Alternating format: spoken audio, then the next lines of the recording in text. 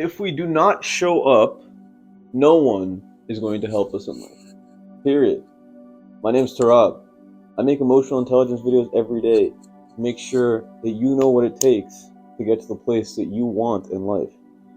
A lot of our goals tend to be something drastic, something that we know we are capable of achieving, but we don't know the individual steps that are required to get there. We want a big house. We want some land. We want to be our own boss. We want to create beautiful things. The reality is, all of these require us to show up. Show up for ourselves, first and foremost. If we don't know that waking up at 2 o'clock on a Saturday, 2 p.m., is not the way to be, if we don't know that we need to eat healthy, we need to work out, if we don't know how to treat the people that we love, we won't know how to accentuate our capabilities, how to associate with other people in a way that they want to be treated, because we don't know how we want to be treated. At the end of the day, yeah, if you're waking up late and you're doing something productive the night before, and your schedule is a little shifted, sure, I'm all about it.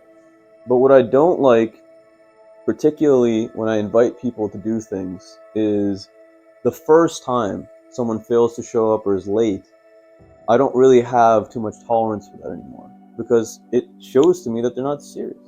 So when I'm doing job interviews for the dental office, I make sure to ask people, hey, how is the commute in? Like if they're late, I want to know if that's a consistent thing.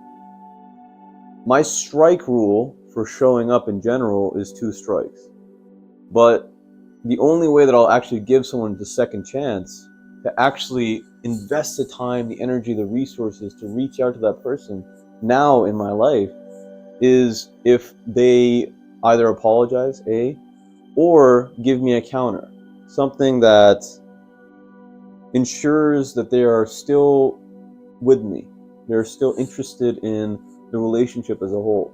And I think it's a good way to pursue getting things done in life, because if you surround yourself with people, if we surround ourselves with people that aren't accountable, that don't show up, just literally just be there, their attitude, their work ethic, all of that matters secondarily to actually just being there, to showing up at the meeting on time, to showing up at an event on time. That's the first step. And I say to you that if that step has wavered in your life ever, or if that step consistently wavers in your life, you have a serious issue. Like, serious issue. And it's something genuinely to be ashamed of.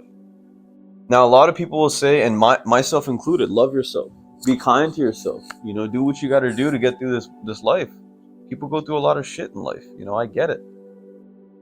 But at the end of the day, this is kind of one of those old school, kind of hard learned, like, you got to do this. I'm telling you.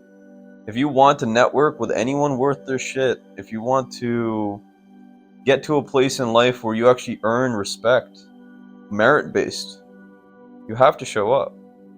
That's like the first thing. It's the first step. So I'll give you an example. I've been trying to start a podcast, and I will start the podcast because I know what steps are required and what type of equipment and all of that. But I also know the importance of consistency in building anything in particular. Consistency trumps creating a system. Consistency, in a sense, is a system, but it trumps anything else in life. Without consistency, without showing up every day for things that we find important, we're not going to have the self-respect to go and speak up, to ask for big things, to dream of big things, first and foremost. But also, we are not going to gain the trust that's required to have people cover our ass when things aren't going well. Have people accumulate the respect needed to be accountable for the things that we talk about, for the duties that we have, for being partners in business. This is a very, very important lesson is, if you haven't had a partner in business, go and try to find one, first and foremost, right? Show up, make sure they show up, go and find the partner, fail again, fail a triple time, keep failing until it all makes sense. We need to realize that when we spend time with people, regardless of who it is that we invite into our lives, every little habit, every little thing that they do, if we spend enough time with them, that is going to be a part of us. Now, for better or worse, if we're family people, if we have priorities to love people, to deeply care about people, this is a very fundamental part of picking and choosing how much time we spend with those people and how much we actually value the things that they have to say about our pursuits. The reason I say this, the reason I'm saying all of this, is because I've gotten fed up recently with trying to meet new people that think that they want to do big things in life, and then they just don't show up. Or they make some sort of excuse that they can't wake up at noon on a Saturday or before noon on a Saturday. I understand that it's you do what you want in life. You do whatever the hell you want, but when it comes to my personal well-being, my personal growth, my personal goals as an individual, I don't care if it's Saturday or if it's spring break or if it's summer vacation or I had a rough week. I don't care. At the end of the day, I want to surround myself with quality people, people that show up. First and foremost, people that show up, and that's the baseline. So there's a lot to be said about the little things that we do to make sure that our life is streamlined. There's a lot to be said about the importance of striking a good balance in life.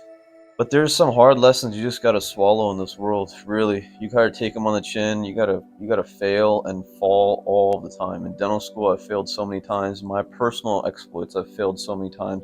People that I look up to have probably failed 1,000 times. Multiplier, 1,000 times more than I've failed. And the reason is that big people in society, massive personalities, massive waves in the system in humanity take massive risks. We have to go out and fail. I've failed to show up. When I was younger, I used to fail to show up.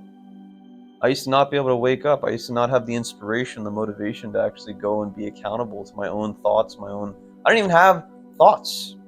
I thought I was thinking about society. Sure, I understood a thing or two, but I didn't have any future vision.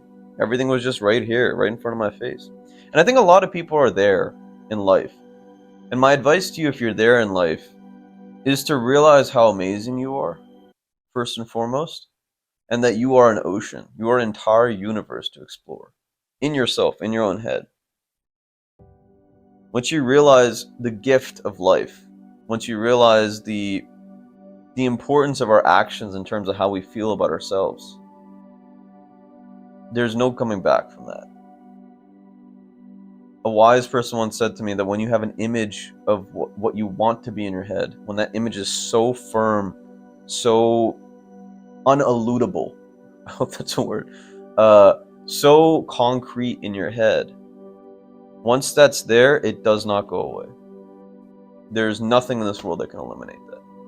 So create that image. Really. Fake it till you make it. Create that image. And you will get past looking right here. You will have to look in the future. So hopefully you found this interesting. Show up, my friend. It's going to make the biggest difference in life in making and being given opportunities. If you have a second, check out this video that I made on consistency a while back. It will put this in a different perspective. It's actually walking in the woods. And actualize your potential catalyst. This world needs you. Take care.